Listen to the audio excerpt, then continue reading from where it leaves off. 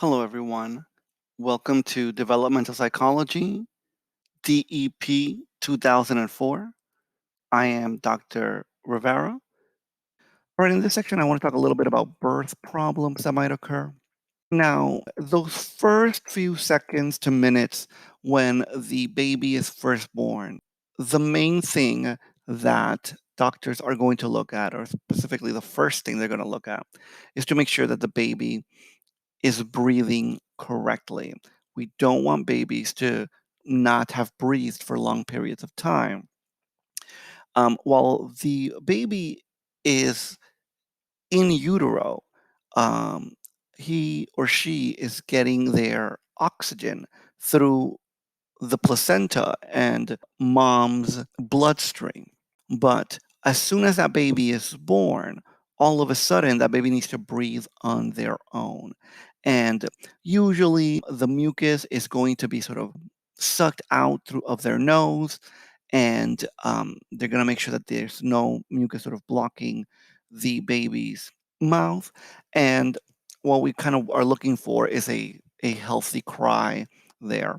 Um, Sometimes if the baby is not breathing, the doctor might give it a little slap on the butt. That is sort of the classic thought that a lot of people have, but rarely do doctors do that nowadays. But under certain circumstances, they still might. If the baby is not breathing at all, that is what we call anoxia. The prefix a there, or an, means no or none. And then sort of oxia refers to oxygen. And hypo there means under. And hypoxia means they're not getting enough oxygen. The doctor might look, first of all, to see if the baby is breathing, but they might look to see if the baby's fingers or toes are looking blue. That might mean that the baby is not getting enough oxygen. And clearly, there's going to be a problem. They're going to have to fix immediately. This is not an issue that can wait. And I'll talk a little bit more about that when I talk about the APGAR scale. Now, some babies might be preterm. That is, they are born before the full 9 months. Usually, being preterm comes with being a little smaller than normal. That is, the baby's going to have a low birth weight.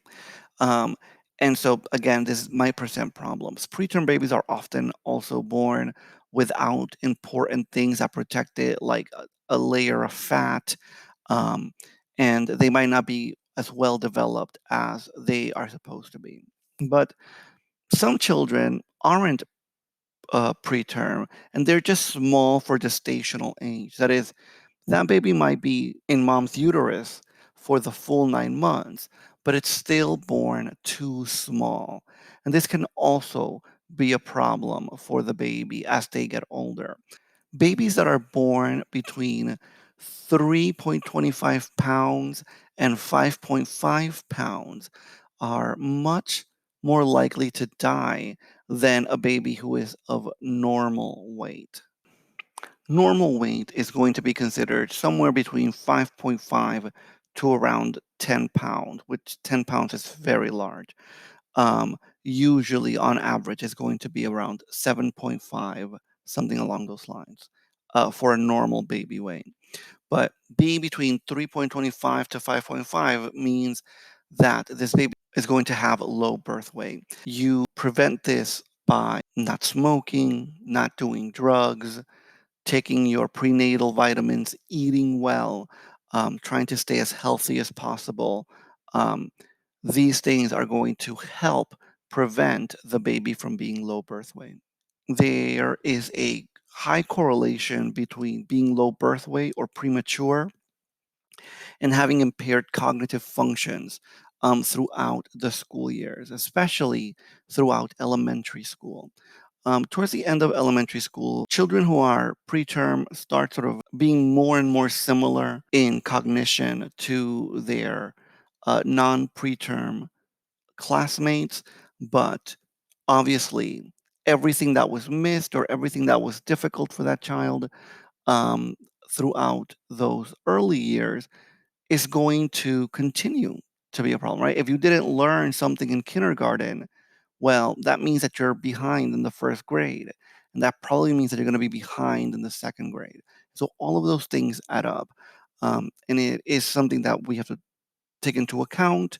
And then, of course, there is a high probability of decreased motor development for the baby. Now, premature babies do have a few things that are common, specifically in the way they look when they're born. Premature babies often have a fine, sort of downy hair on their skin, which is called lanugo. Um, and vernix is sort of a oily white substance that is also on the baby's skin when they are born, if they are preterm. Another thing that happens is the baby actually is incredibly thin. Um, the layer of fat that is put on by the baby on those last few months in order to protect the baby as it comes out the vaginal canal, it, it's not there. Sometimes parents will note that their premature babies look a little more muscular. And specifically, the reason they look more muscular is because they don't have that layer of fat around them. Um, Now, also, if the baby is too premature, it might mean that their respiratory system is weak and it's going to take them a little bit more help in order to breathe regularly. Often, these babies are going to be kept in incubators for a few days to weeks um, in, before they are released. Incubators are great. They keep the baby warm, they keep track of the baby's health, they keep track of the baby's health, and they allow the baby to grow. It used to be, though, that um, babies kept in incubators were kept away from parents because they didn't want the parents to sort of, put germs on the baby. But humans are a social animal. When there aren't other humans around, hugging and touching the baby, talking to the baby, and kissing and snuggling up to the baby, something happens to some of these babies. Start to they start going through something that we call a failure to thrive. Essentially, everything else looks okay, but the baby stops growing and the baby might stop eating altogether. And this is related to not having social stimulus. It's why nowadays, when you look at an incubator, the incubators have usually two holes in them so that mom and dad can kind of put their hands in there and touch the baby and talk and sing to the baby, so the baby knows that there are people there that love him or her, that love her, that want to pick him up, that want to be there with the baby. And this makes a big difference for that failure to thrive. It lowers the chances that the baby might go through a failure to thrive state. When we look at other animals like rats, we can see that when mom rat doesn't lick and feed the pups, that the changes that occur in that infant mouse occur at the genetic level from everything from eating and organ development, etc., all the way down to the genetic level, where some genes are turned on and other genes are turned off, depending on how often mom mouse licks and grooms the newborn pup. So, humans being highly social likely have similar reactions, maybe at the genetic level, but definitely at the psychological and neurological level, where the child, if no one is around, goes into this depression like, failure to thrive. And failure to thrive can often be lethal, meaning the baby just stops living because they stop eating and they stop developing normally. Now, there is another issue with preterm babies, and that is that they don't look like babies. Often, we have expectations of what a baby is going to look like: fat cheeks and maybe a fat belly, and they're going to cry a lot, but yet they're going to smile, etc. And in fact, um, what we find is with preterm babies, not only do they not have that fat, but their cry is different. It's higher pitched and is more grating to parents.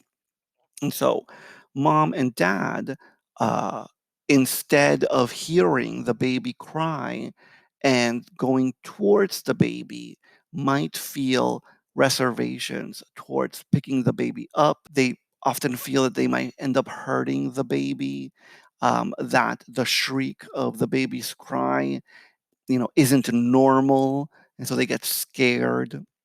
Um, and so, oftentimes, um, if mom and dad are not educated well about what to expect from a preterm baby, they can in fact end up doing harm to the baby, not on purpose, but just because they're not hugging and kissing and feeding the baby when they need to, and changing the baby right away, just because they're trying to be so delicate.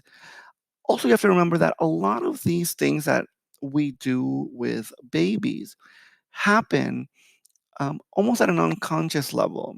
If you ever meet a parent will sometimes tell you that it's different when it's your baby. It's different when it's your kid. And what's happening, or what they're trying to express to you, is that it is a lot of that caregiving comes almost in an unconscious level.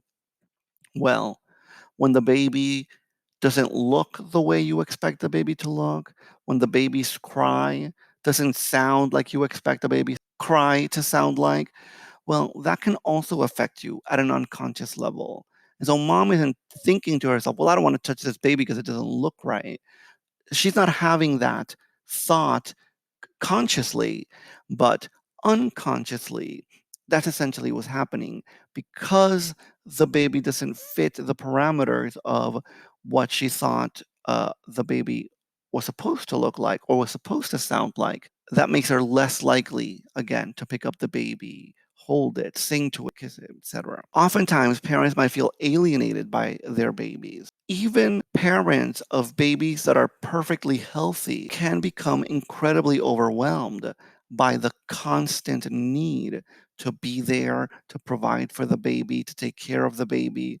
And so when the baby has extra needs, or when the baby's physical look or sound is sort of more unnerving to the parent, all of these things can cause problems, not just for the baby, but also for the parent. Hopefully, someone will take time to explain these kinds of things to new parents and talk to them about how important it is to cuddle with your baby, rock them, talk to them, sing to them, massage them, hold them close to you. That's what Kangaroo Care means. Maybe having that sling in front of you so that the baby can sit in that sling and be close to your chest and heart. All of these things we find make the baby grow faster, eat more, and get healthier a lot faster.